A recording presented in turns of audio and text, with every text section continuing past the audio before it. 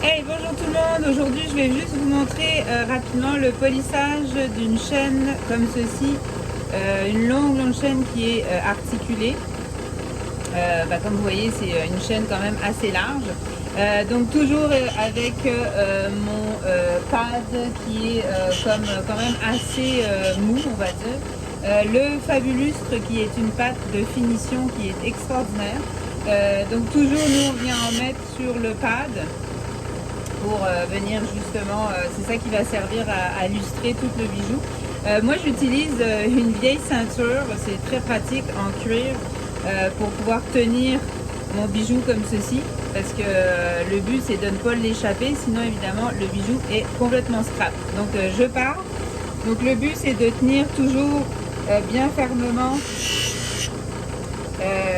les deux côtés du bracelet pour justement ne pas l'échapper.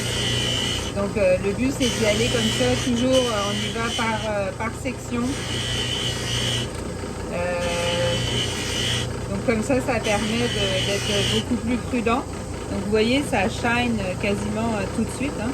Donc ça c'est extraordinaire. Donc de temps en temps, moi je dis toujours, mettons une fois par année, faites repolir vos bijoux, là. Ça peut quand même être bon là, de les faire reshiner une fois par année. Ça peut enlever aussi l'oxydation par exemple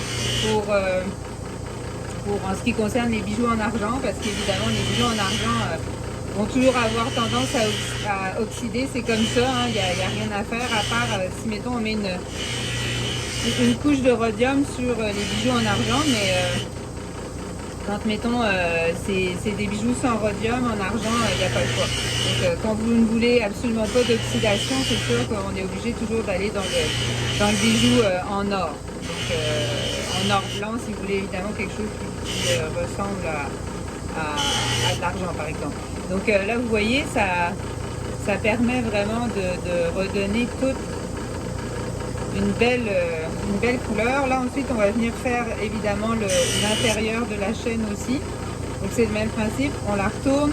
Là c'est plus à plat, mais c'est pas grave, ça change rien au niveau du polissage. On continue comme ça. Voilà. Donc on fait ça tout le long, tout simplement.